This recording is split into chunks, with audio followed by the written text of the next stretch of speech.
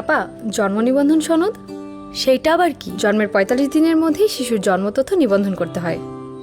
তাইলে দ্বিতীয় ডোজের সময় অবশ্যই জন্ম নিবন্ধন সনদ সাথে আনবেন। ঠিক আছে।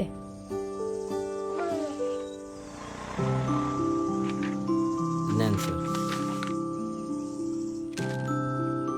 জন্ম নিবন্ধন সনদ? ও তা তো করাই হয় নাই।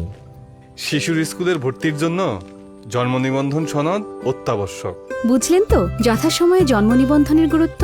স্কুলে ভর্তি, বিবাহ নিবন্ধন, পাসপোর্ট ইস্যু, জাতীয় পরিচয়পত্র, জমি রেজিস্ট্রেশন সহ 18টিরও অধিক নাগরিক অধিকার নিশ্চিত করতে প্রয়োজন জন্ম নিবন্ধন। আবার উত্তরাধিকার সনদ, পেনশন, নামজারির জন্য প্রয়োজন মৃত্যু নিবন্ধন। এখন আমি নিশ্চিন্ত।